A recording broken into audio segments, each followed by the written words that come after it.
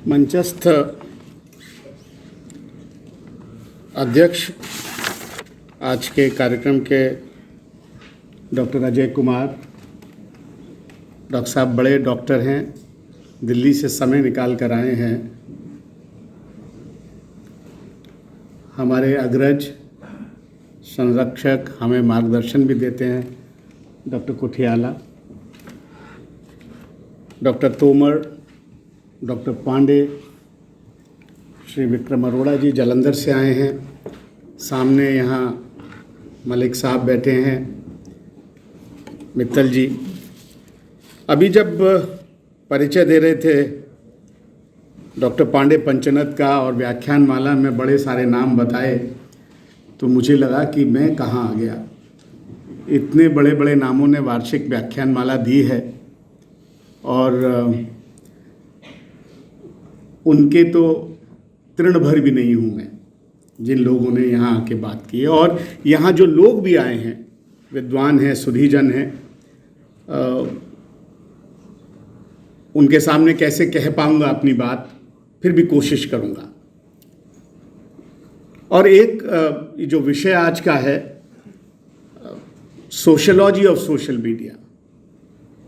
हालांकि उसका जो हिंदी अनुवाद हुआ है वो थोड़ा डिफरेंट हो सकता था, क्योंकि सामाजिक परिप्रेक्ष्य बड़ा पॉजिटिव सा फीलिंग है। और मैं सोशल मीडिया के फील्ड में ही काम करता हूँ, जियो में काम करता हूँ। और जो सोशल मीडिया को हमने बढ़ाने में जो अभी बढ़ा है, उसमें हम लोगों की भी थोड़ी भूमिका है। लेकिन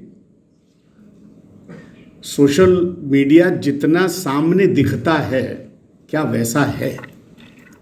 तो आज चूंकि सुधीजन है, इसलिए मैं बहुत कोई पॉपुलर बात नहीं करूंगा। आज थोड़ा अंदर जाने की जरूरत है, इसके समझने की जरूरत है कि ये है क्या। और खासकर पीछे जो बैठे हैं, जो सोशल मीडिया के संवाहक हैं, युवा मेरे साथी, मुझे लगता है उनको सबसे आगे बैठना चाहिए था डॉक्टर साहब, और उनके लिए एक ताली जरूर बजनी चाहिए। और उनसे एक अनुरोध, मैं भी सोशल मीडिया का बड़ा, जिसको बोलते हैं, कीड़ा हूं और ट्रिगर हैप्पी हूं। मेरी उंगलियां चलती रहती हैं और स्क्रीन दिखता रहता है। और युवा वर्ग तो आजकल सोते सोते भी उसके हाथ चलते रहते, मालूम रहता है कहाँ क्या है। वो तुलसीदास जी ने लिखा था, बिनु पद चले सुने बिनु काना, बिनु कर कर्म करे बिनु नाना, बिन बानी बक्ता बड़ जोगी, आनन रहित सकल रस जोगी। ये तो भगवान के बारे में कहा था। लेकिन मैं आजकल अपनी युवा पीढ़ी को देखता हूं, बिना सुने देखे सब कुछ कर लेते हैं मोबाइल फोन के ऊपर। और ये आपके, और मेरी बेटी भी ऐसा ही करती थी भाई, साइलेंट पर फोन है, उसे मालूम पड़ जाता है कि फोन कब आ रहा है। ये बिना सुने मालूम पड़ जाता है। ये बात सही है भाई, आप लोग यस करेंगे ना, मालूम पड़ जाता है ना। हाँ, तो थोड़ी देर के लिए अभी सोशल मीडिया से बाहर आ जाइए और सोशल मीडिया की बात करते हैं। पिछले कुछ सालों के अंदर 3 महत्वपूर्ण पुस्तकें आई जो मैंने पढ़ी, और वो ये जो सोशलॉजी है, ये समाज शास्त्र है, इसकी तरफ इंगित करती है। सोशल मीडिया विमर्श का एक बड़ा टूल है। ये विमर्श क्यों, किसके लिए, किसके हित में, यह हम सुधीजनों को विचार करने की आवश्यकता है। तब शायद हम किसी निष्कर्ष पर पहुंचेंगे। मैं कोशिश करूंगा कि 40 मिनट में अपनी बात कह दूं, फिर भी 2-4 मिनट इधर उधर हो जाए तो आपसे अनुरोध। पहली किताब आई 1996 में, 1996 में, सैमुअल पी हंटिंगटन की, the clash of civilization and the remaking of the world order. ये सब remaking of the world order की बात कर रहे हैं। वर्ल्ड के पावर सिस्टम में क्या चेंजेस आने, इसकी बात कर रहे हैं। और वो सैमुअल हंटिंगटन दुनिया को सिविलाइजेशनल कॉन्टेक्स्ट में अलग अलग बांटते हैं शुरू में ही कहते हैं कि एक एंग्लो सैक्सन सिविलाइजेशन है, एक ऑर्थोडॉक्स क्रिश्चियन सिविलाइजेशन है, एक इस्लामिक सिविलाइजेशन है, एक बुद्धिज़्म एक है। लेकिन 1996 में वो ये कहते हैं कि हिंदुइज्म के बारे में मुझे ज़्यादा मालूम नहीं है, लिखते हैं इसके बारे में। ये टिप्पणी है हमारे ऊपर कि सिविलाइजेशन विमर्श की बात कर रहे हैं, क्लैश की बात कर रहे हैं, और हिंदुइज्म का जिसको बोलते हैं पासिंग रेफरेंस आता है। उनको पढ़ना चाहिए था। खैर, उसके बाद एक दूसरी किताब आती है और वो इंटरनेट की दुनिया से ताल्लुक रखती है। वो है थॉमस फ्राइडमैन की द वर्ल्ड इज फ्लैट। बहुत इंटरेस्टिंग किताब है, जर्नलिस्ट थे, उन्होंने लिखी। वो बेंगलोर आए, नंदन नीलेकनी के साथ इन्फोसिस के कैंपस पे घूम रहे थे। उन्होंने देखा यहाँ तो कपड़े भी वैसे ही हैं, भाषा भी वही है, वही लिंगो है, वही सब कुछ है। तो उन्होंने अपनी पत्नी को रात को फोन किया और कहते हैं, baby I have got the name of the book, the world is flat. और उन्होंने नंदन नीलेकनी के साथ क्या बातचीत हुई, वो भारत के बारे में थोड़ा काफी सराहना के साथ बात करते हैं कि भारत में वो सब कुछ हो रहा है जो अमेरिका में भी दिखता है। लेकिन हम सुधीजनों को ये विचार करना है कि जो अमेरिका में दिखता है, इंग्लैंड में दिखता है, फ्रांस में दिखता है, वैसा ही भारत में दिखना क्या भारत के लिए श्रेष्ठ है? यह सवाल है। तीसरी एक और किताब आई और वो इंटरनेट के ही एक विचारक हैं, इंटरनेट फ्रीडम के बड़े पोषक हैं, युवल नोहा हरारी। युवल नोहा हरारी एक इजरायली हैं। उनकी 3 सेमिनल किताबें हैं। ये तीसरी किताब है। एक सैपियंस है, एक होमो ड्यूअस है, और तीसरी किताब है 21 lessons for the 21st century, 2018 में आई। और ये पूरी की पूरी इंटरनेट के बारे में बात करती है कि इंटरनेट कर क्या रहा है, सोशल मीडिया कर क्या रहा है। और मैं समझता हूं कि अगर हम समझना चाहते हैं सोशल मीडिया क्या कर रहा है, इंटरनेट क्या कर रहा है, तो युवल नोह हरारी को हमें पढ़ना चाहिए। युवल नोह हरारी का एक डायलॉग है और वो है मार्क जुकरबर्ग के साथ, फेसबुक पर मिल जाएगा। मार्क जुकरबर्ग उनके साथ इंटरव्यू करते हैं। वो इंटरव्यू भी देखिए, आप सुनेंगे तो आपको अच्छा लगेगा। बहुत अच्छे विचारक हैं ये, इनकी किताबों को जितना पढ़ा जाए अच्छा है। अब मैं शुरू करता हूं द वर्ल्ड इज फ्लैट से। वर्ल्ड इज फ्लैट की जो प्रस्तावना लिखते हैं और पहले चैप्टर के अंदर एक वो कोट करते हैं। आप सबने कोलंबस का नाम सुना होगा। कोलंबस 1492 में जब चलते हैं तो वो अपने जर्नल में एक बात लिखते हैं, और वो मैं कोट करता हूं। माफी चाहता हूं कि मैं इसको दिखा नहीं पा रहा यहां पर, लेकिन मैं अंग्रेजी उनके शब्दशः जो कि थॉमस फ्राइडमैन ने लिखी, वो अपने राजा को संबोधित कर रहे हैं कोलंबस, और लिख रहे हैं, your highness as Catholic Christians and princes who love and promote the holy Christian faith and are enemies of the doctrine of Muhammad and of all idolatry and heresy, इसमें हिंदुइज्म भी आ जाता है, determined to send me Christopher Columbus to the above mentioned countries of India। India नहीं आ पाते, वो वहां चले जाते हैं, लेकिन वो इंडिया क्यों आ रहे थे सुनिए। To see the said princes, people and territories and to learn their disposition and the proper method of converting them to our holy faith, and further more directed that I should not proceed by land to the East as it customary but by a westerly route। 1492 में Columbus जब चलते हैं तो क्या सोच कर चलते हैं, यह है विमर्श। जो निरंतर जारी है, सोशल मीडिया उसका एक टूल है, ये हम समझ लें। मैं आगे चलता हूं। ये मैंने आपको 1492 की बात की, मैं अब 1867 की बात करता हूं। भारत में ईस्ट इंडिया कंपनी आ चुकी थी। एक बड़े पत्रकार हुए हैं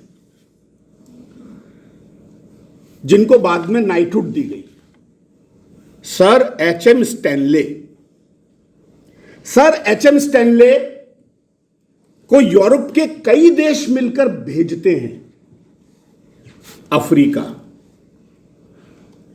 और सर एच.एम. स्टैनले 1867 के दौरान, 1867-68 में वो मैनचेस्टर चैम्बर ऑफ कॉमर्स के सामने एक भाषण देते हैं। उस भाषण को भी मैं ज्यों का त्यों उसके अंश को उद्धृत करता हूं आपके सामने। वो अफ्रीका जा रहे हैं।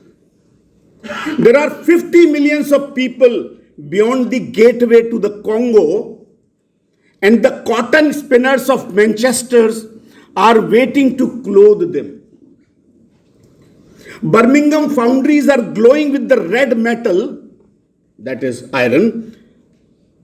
Birmingham foundries are glowing with the red metal that will presently be made into iron work for them, and the trinkets that shall adorn those dusky bosoms.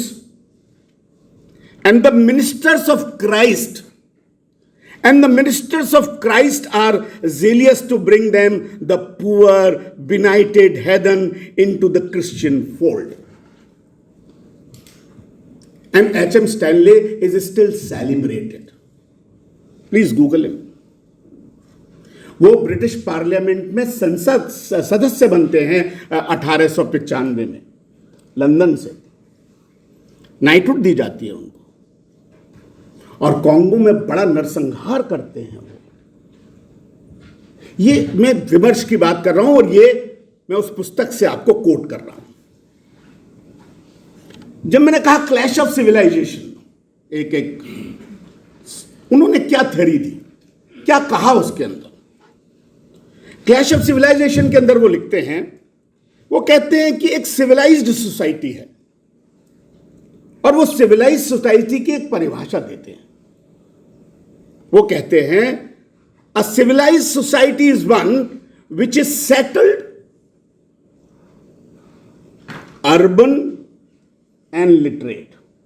अगर आप सेटल्ड नहीं हैं और अर्बन नहीं हैं तो आप सिविल नहीं हैं। हिंदुस्तान का तो 70% आज भी गांव में रहता है भाई, तो सिविलाइज तो है नहीं हम। ये वो लिखते हैं। इसकी इस परिभाषा के हिसाब से तो भारत अभी तक ना तो सेटल्ड है और ना सिविलाइज्ड है, और इसलिए सिविलाइज्ड करने के लिए लोग, तंत्र अभी तक काम कर रहा है। हमें सिविलाइज्ड हो जाना चाहिए। हमारा पंचायत का जो सिस्टम था, और मैं यहां थोड़ा गांधी को कोट करूंगा। गांधी ने कोट किया जब वो पंचायती राज की बात, पंचायत की बात करते हैं, और गांधी कहते हैं panchayat has an ancient flavour. It's a good word. It literally means an assembly of 5 elected by villagers. It represents the system by which the innumerable village republics of India were governed. But the British government, by its ruthlessly thorough method of revenue collection, almost destroys these ancient republics, which could not stand the shock of this revenue collection. अभी तो village Republic की बात नहीं है, Indian Republic खतरे में है। कैसे है मैं आपको आगे बताऊंगा। अभी जो सिविलाइजेशन का है, और कोलंबस ने पहले बता दिया, एच.एम. स्टैनले ने बता दिया, आप चर्चिल को पढ़ लीजिए, आप किसी को पढ़ लीजिए। I can quote and quote and quote. जब तक आप परिवर्तित ना हो जाएं मन से, तन से, तब तक आप सिविलाइज्ड नहीं। और अब सिविलाइज करने के नए टूल्स आ गए। वो क्या है? मीडिया, एकेडमिया, इंटरनेशनल इंस्टीट्यूशंस, ये सब हमको, पूरी दुनिया को सिविलाइज करने पर तुले हुए हैं। अंग्रेज, अंग्रेजी और अंग्रेजियत, तीनों, यह सिविलाइजेशनल कॉन्टेक्स्ट है। और इस संदर्भ में वो भारत के सिविलाइजेशन को क्या मानते हैं, क्या नहीं मानते, लेकिन हमको मानना चाहिए। Social media is the newest and powerful tool to further this. अब थोड़ा मैं फास्ट फॉरवर्ड करता हूं और अभी पर आता हूं। अभी हम बात कर रहे थे कि भारत में इंटरनेट कितना चल रहा है। भारत में इस समय 62 करोड़ लोगों के पास इंटरनेट है। 62.4 करोड़ लोगों के पास इंटरनेट है, यानी हमारे घरों में पहुंच रहा है। घरों में नहीं पहुंच रहा, हमारे बेडरूम में पहुंच रहा है, हमारे बाथरूम में पहुंच रहा है, क्योंकि अब इंटरनेट ज़्यादा बाथरूम में इस्तेमाल होता है ना। वो चैन से तो रहने दो यार, वहाँ अंदर घुस जाते हैं, आधा घंटा लगता है, पता पड़ा इंटरनेट पर बहुत सारे वीडियो जो पत्नी के सामने नहीं देखे जा सकते वहाँ देखे जाते हैं। वाइस वर्सा, जेंडर इक्वलिटी की बात है, इसलिए बात करनी चाहिए। क्योंकि कोई आरोप लगा दे भाई कि वही क्यों देखते हैं, वो भी तो देख सकती हैं, ये तो इक्वलिटी का सवाल है। खैर, भारत में जो पेनिट्रेशन सोशल मीडिया का है वो 2021 में 54 करोड़ लोगों के पास सोशल मीडिया है, तकरीबन आधी जनसंख्या के पास, तकरीबन। यानी अगर आप बहुत बुजुर्गों को निकाल दें और बहुत बच्चों को निकाल दें, मैं मोटे मोटे तौर पर कह रहा हूं, और 2025 तक ये 67 करोड़ लोगों के पास पहुंच जाएगा। सोशल मीडिया के अंदर घुसते हैं। फेसबुक भारत में 34.9 करोड़ लोगों के पास है।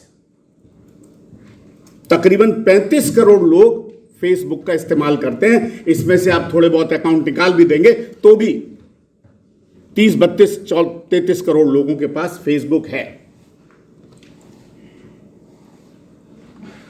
फेसबुक यूजर्स जो हैं भारत के अंदर, जिसका अगर एक्सट्रापोलेशन करें कि आगे कितने हो जाएंगे, तो मैं अगर 2025 तक देखूं तो करीब 67 करोड़ फेसबुक यूजर्स हो जाएंगे। 2024 के इलेक्शंस के अंदर फेसबुक की बड़ी भूमिका रहने वाली है, हम चाहें न चाहें। क्या होगा हमें नहीं मालूम। भारत के अंदर इंस्टाग्राम के कोई 20 करोड़ फॉलोअर है, 20 करोड़ अकाउंट है। और इंस्टाग्राम अब आप अपने बच्चों से बात करिए तो कहते फेसबुक क्या है जी, बहुत उल्टा है, छोटा है। मैं तो इंस्टा पर हूं, आप सब लोग इंस्टा पर है ना, सब होंगे। वो कहेंगे फेसबुक बूढ़ों के लिए है। मैंने जब इंस्टा अकाउंट बनाने की कोशिश की तो मेरे बेटे ने कहा हाँ इंस्टा पर क्या करोगे। और मैं जब पहले फेसबुक अकाउंट बना रहा था तो मेरा एक भतीजा था, मैंने उसको फ्रेंड रिक्वेस्ट भेजी, 2 दिन तक जवाब नहीं आया। तो मैंने पूछा बेटा उसने मेरे को अभी तक फ्रेंड नहीं बनाया। वो कहता फोटो डिलीट कर रहा है। पहले डिलीट तो कर ले, तभी तो फ्रेंड रिक्वेस्ट लेगा। फिर उसने कहा यार ये चक्कर खराब है, चलो इंस्टा पे चलते। ये वास्तविकता है। ट्विटर, भारत में कोई 24 करोड़ फॉलोअर हैं ट्विटर के, और अब कू बना है, उसके भी करीब मेरे को लगता है 18 से 20 करोड़ फॉलोअर हैं। तो कू भी बहुत पीछे नहीं है।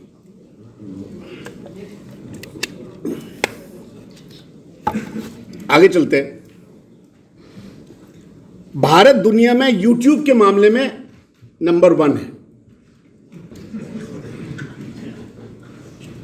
करीब 22.5 करोड़ भारतीय। अमेरिका दूसरे नंबर पर है 19 करोड़। ब्राजील तीसरे नंबर पर है 8 करोड़।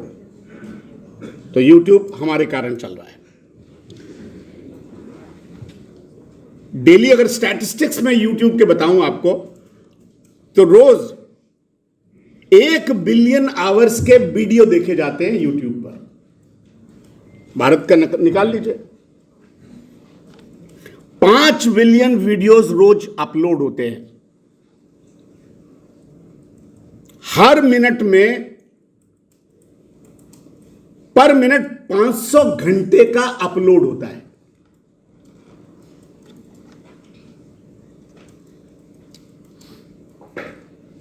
ज्यादातर यूट्यूब मोबाइल पर देखा जाता है, 70%। दुनिया की 5 बिलियन एंड्रॉयड डिवाइसेस पर यूट्यूब डाउनलोडेड है, 5 बिलियन। आगे चलूंगा, इनको थोड़ा समय कम है।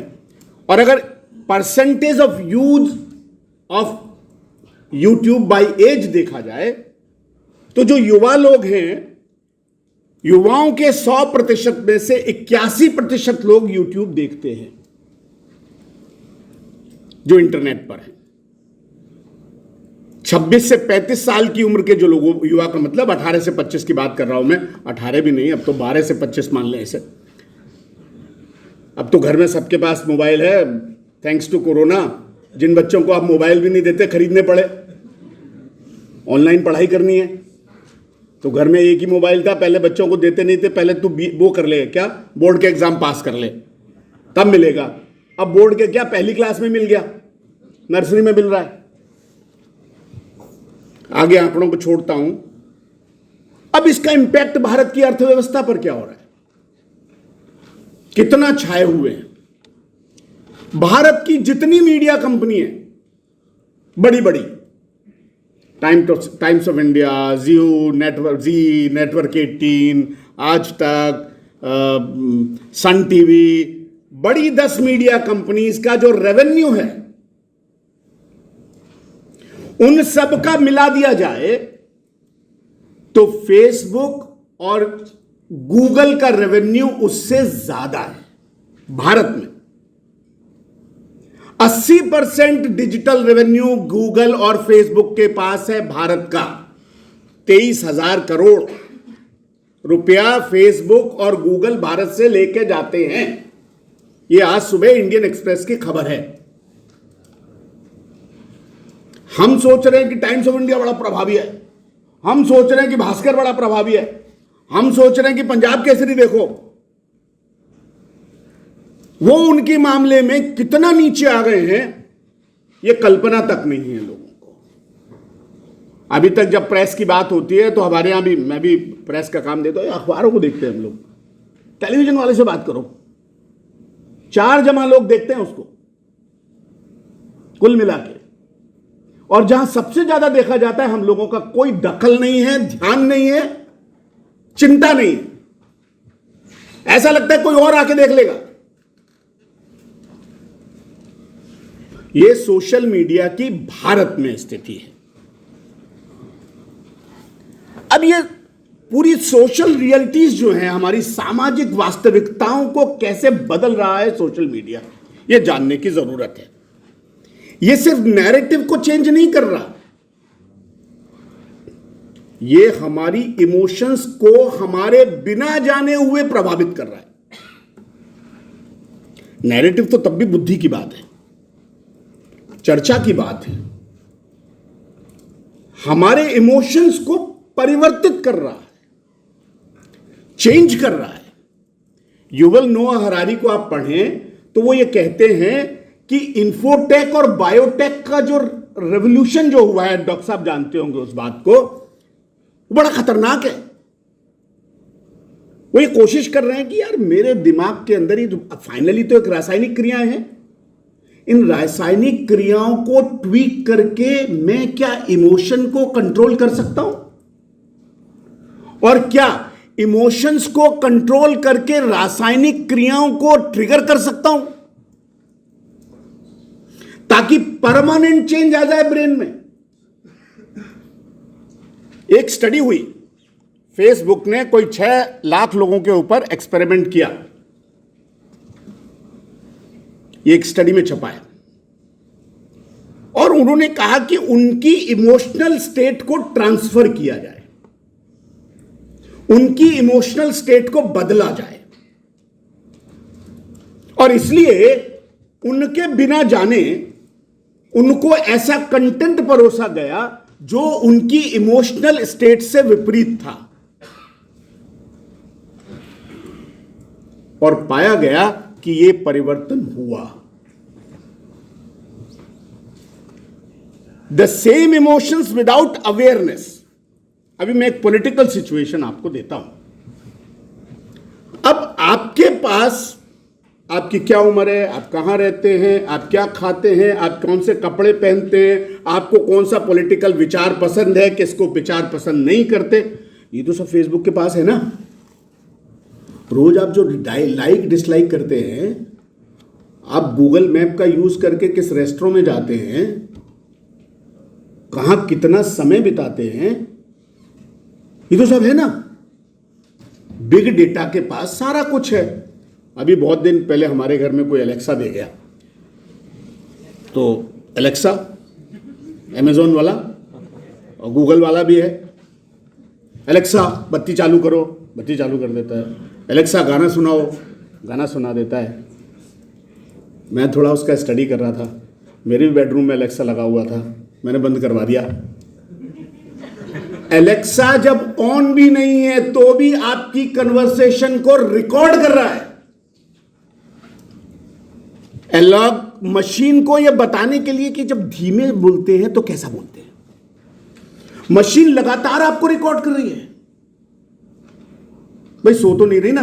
जैसे आप बोलते हैं एलेक्सा लता मंगेशकर का गाना सुनाओ, तो उससे पहले वो जाग रही थी ना एलेक्सा। लड़की या लड़का जो भी आपने चुना, जिसकी आवाज भी,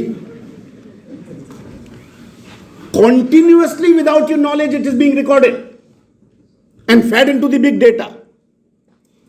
और वो एनालाइज कर रहा है आपका व्यवहार, आपके इमोशंस। खतरनाक है भाई। मैं बीबी से लड़ा, जोर से बोला, सिलिकॉन में वैली में बैठे हुए एक आदमी को पता पड़ गया। आप समझिए कि वो मेरी बीबी को भड़काना चाहता है, उसके फेसबुक पर वैसे मैसेज भेज सकता है। It's a real situation. Punjab के लोग किसी बात से परेशान हैं, गलत या सही, उसके पीछे नहीं जाएंगे, लेकिन लगातार उनको ऐसे मैसेजेस भेजे जा सकते हैं ना, टारगेट करके। इस जिले में ये आदमी ये सोच रहा है, ये जैन है, ये मांसाहारी नहीं है, इसको मांसाहार के विरोध वाली चीजें भेजी जाएं। ये मांसाहारी है, इसको ये भेजा जाए। तो पॉलिटिकल डायलॉग पूरा का पूरा कंट्रोल हो सकता है, नहीं हो रहा है। हम तो बड़ा लाइक करके खुश हो जाते हैं ना। कंटेंट हम बनाते हैं, देखते हमारे लोग हैं, हम लाइक में खुश हो जाते हैं, पैसा वो ले जाते हैं। आगे चलते हैं। एल्गोरिदम्स हमारी लाइफ्स को रूल कर रही हैं, रूल करेंगी नहीं, रूल कर रही हैं। और एल्गोरिदम्स के बारे में पढ़ना, जानना, उनके बारे में विवेचना करना अभी बहुत कम हो रहा है। दो तरह के करंट्स हैं, काउंटर करंट्स हैं।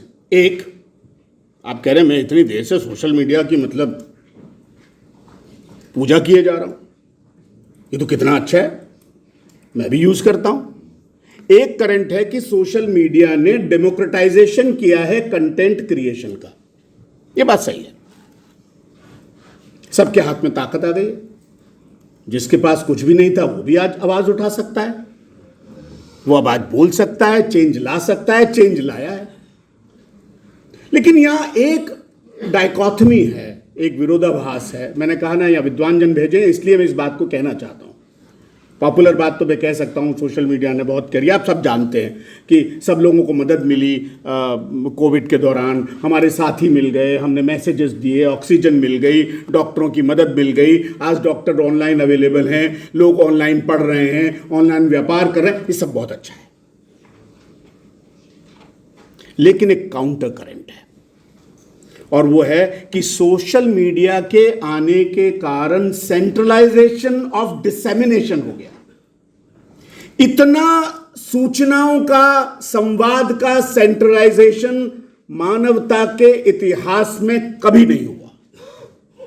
2 कंपनियों के पास, 3 कंपनियों के पास, 4 कंपनियों के पास डिसेमिनेशन की सारी पावर है। आप, और वो ट्रांसपेरेंट नहीं है। किसको ब्लू टिक मिलेगा नहीं मिलेगा कौन तय करता है भाई? कोई नियम है भाई? इतने फॉलोअर होंगे तो मैं बन जाऊं, कोई नियम नहीं है। मैं यहां रहता हूं तो बन जाऊं, किसको करते हो भाई?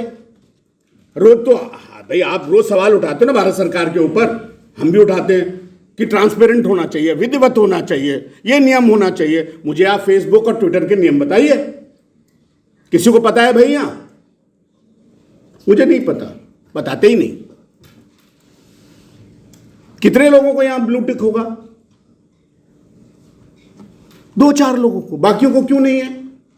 उनकी कृपा पर आधारित है। और कृपा क्या है? विचार कैसा है इसके आधार पर, आपके विचार के आधार पर तय हो रहा है कि आप ब्लू टिक मिलेगा कि नहीं मिलेगा। आपकी लाइक के हिसाब से तय हो रहा है भाई।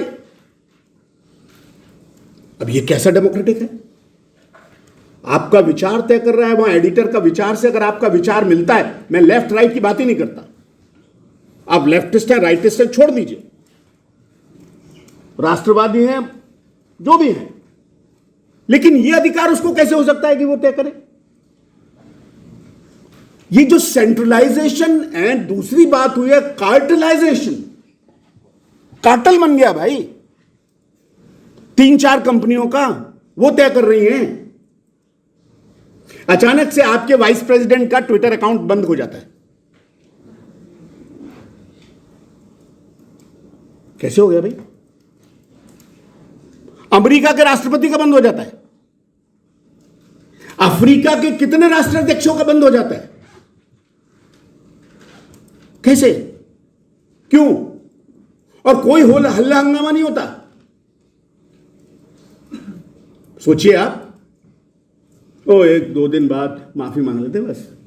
बट वो टेस्ट बैलून्स हैं, टेस्ट करके देख रहे हैं कि बात कितनी दूर जाएगी। जब क्रूशियल चीज होगी तो बंद करके बैठ जाएंगे, आप कहेंगे अरे मैं क्या करूं। ये centralization and cartelisation of information dissemination is very dangerous.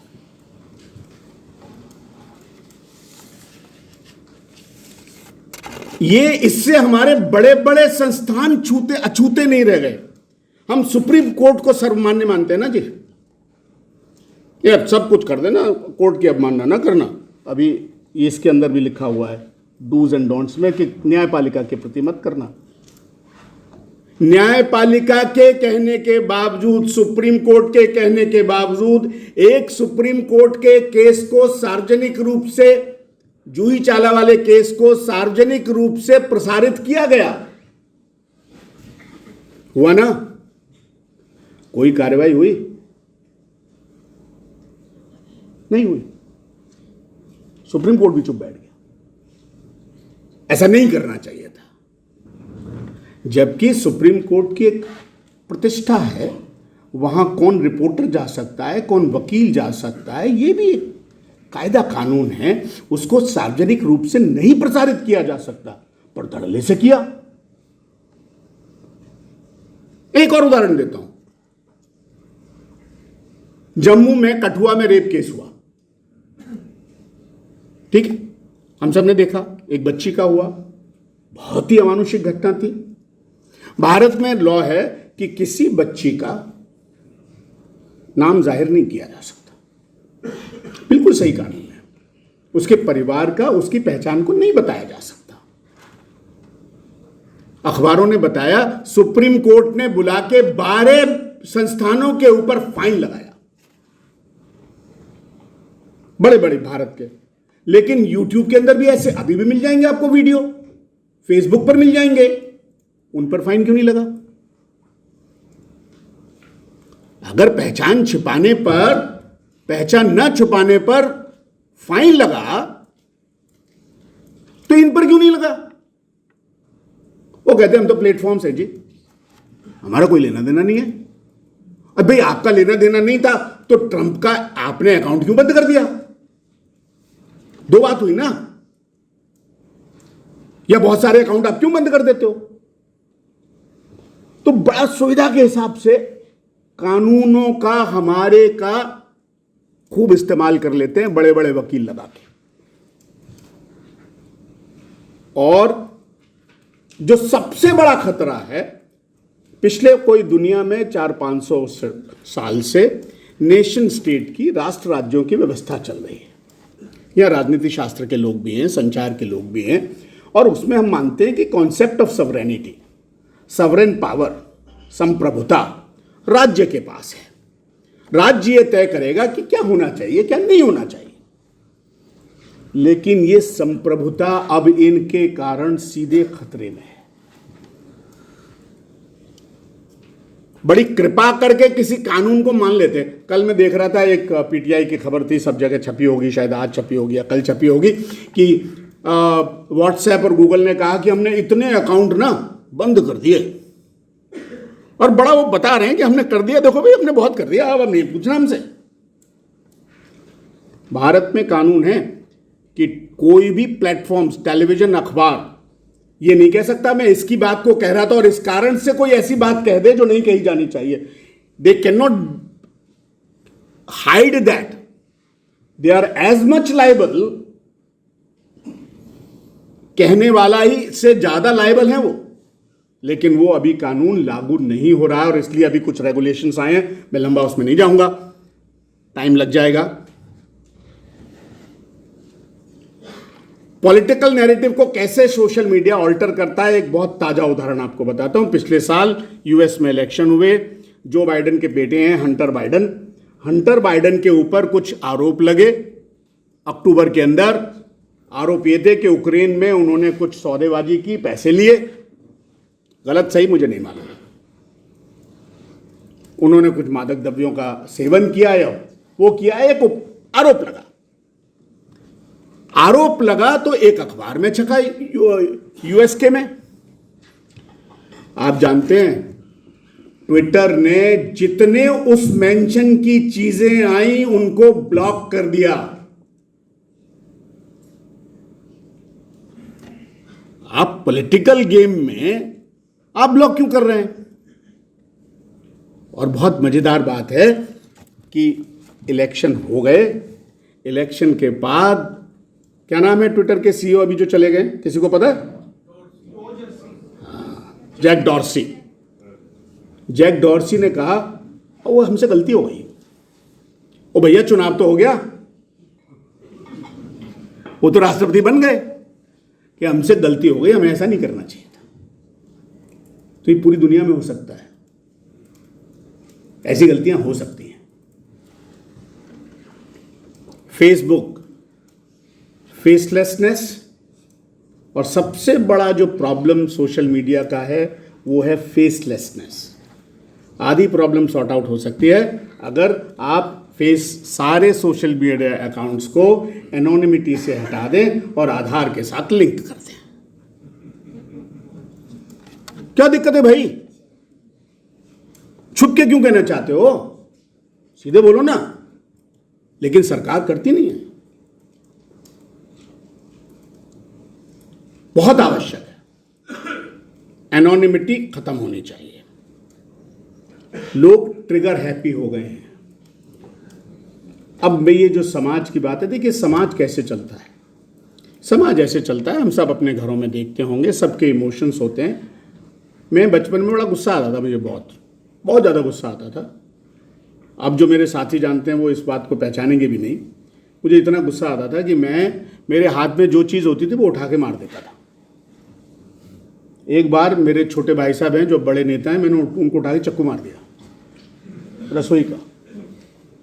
मैं गुस्से को रोक नहीं पाता था। एक सामाजिक व्यवहार है जो कि बताया था कि सामाजिक व्यवहार संस्कार से टीका जाता है।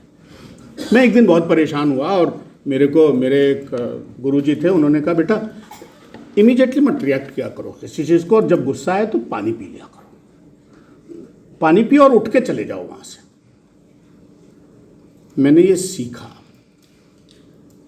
हालांकि कई बार अब मैं अपने संगठनों में भी काम करता हूँ, मेरा रिएक्शन थोड़ा लेट आता है, वो संस्कार के कारण आता है। तुरंत कुछ नहीं कहना।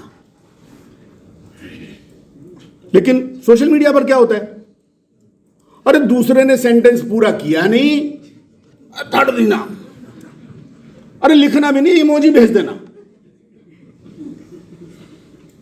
सामाजिक व्यवहार को पूरा बदल रहा है।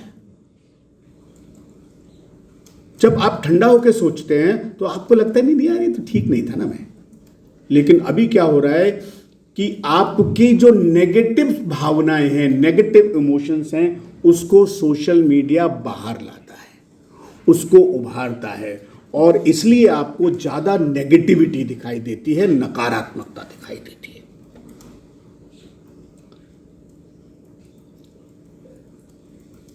अब एक उदाहरण दूंगा। 2 दिन पहले की बात है, हम और हमारी पत्नी यहाँ बैठी हुई हैं, सीमा जी। हम गए बसंत कुंज के मॉल में, मैं बसंत कुंज में रहता हूँ। उन्होंने एक सवाल किया, उन्होंने कहा यार यहाँ ना कोई भी लड़की या महिला सूट में नहीं है। मैंने कहा साड़ी में भी नहीं है। It is a profound statement. हम बचपन में डिबेट में भाग लिया करते थे और पाश्चात्यकरण का बड़ा विरोध किया करते थे। अब तो पाश्चात्यकरण हमारे घर में है। फिर मैंने उस मॉल में देखा, साड़ियों की तो दुकान ही नहीं है, सूट की 2-3 दुकानें हैं। कौन सी दुकानें हैं? ज़ारा, H&M और फॉरएवर 21। बड़ा इंपॉर्टेंट है। अगर आप फॉरएवर 21 दिखना चाहते हैं तो ऐसे ही कपड़े पहनिए।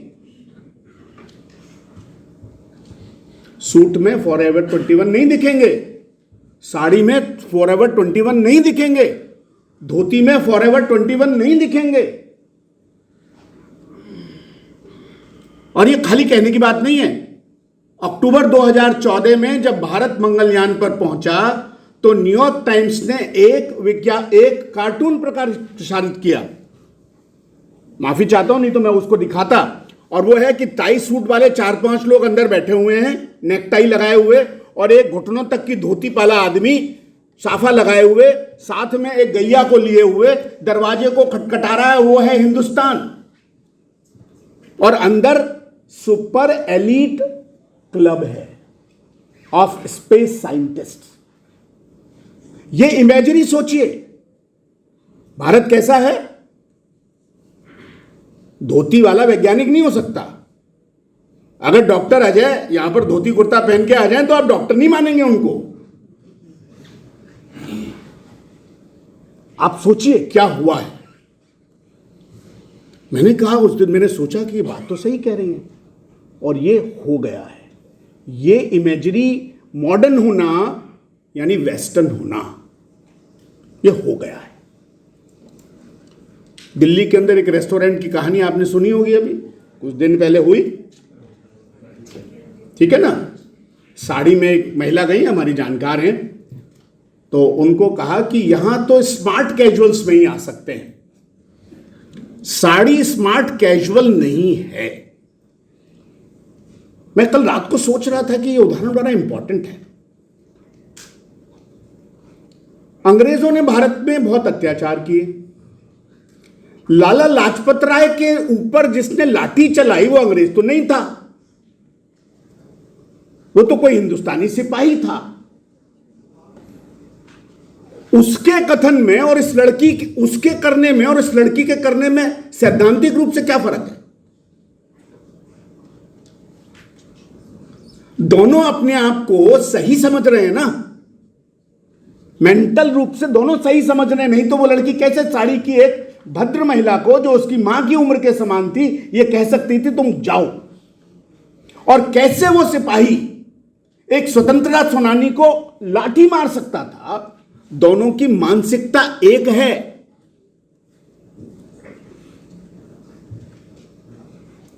तो इस माफी चाहता हूं, स्कर्ट पहनना, जीन्स पहनना अपनी अपनी चॉइस है, सब पहन सकते हैं, वो भी अच्छे परिधान है।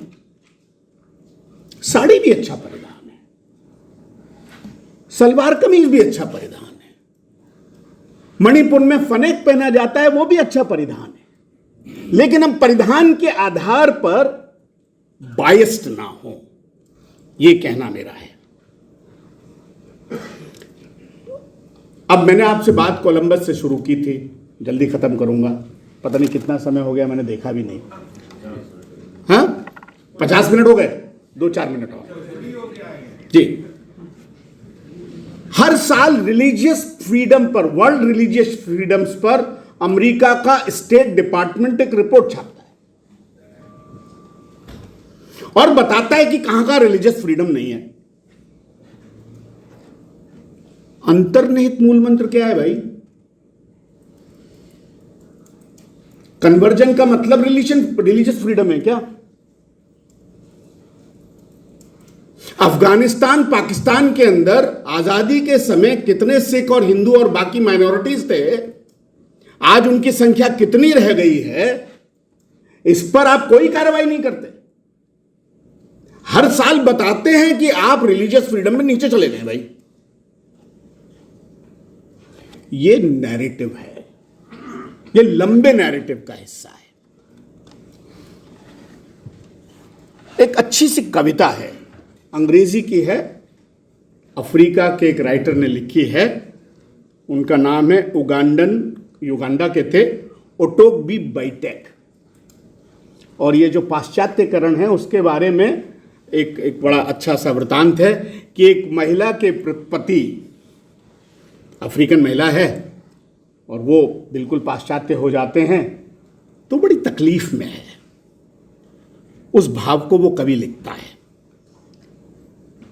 यहाँ काफ़ी सारे वकील बैठे होंगे, जब मैं काले कोट देखता हूँ गर्मी के अंदर, मई जून की गर्मी के अंदर, तो मुझे ऐसा ही नज़र आता है। टाई पहने हुए, मैं आगरे का रहने वाला हूँ, आगरे में गर्मी होती है 40-45 डिग्री।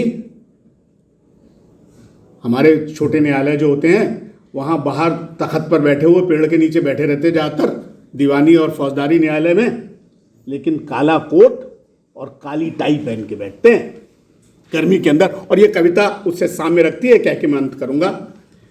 वो कहती है, and they dress up like white man as if they are in the white man's country.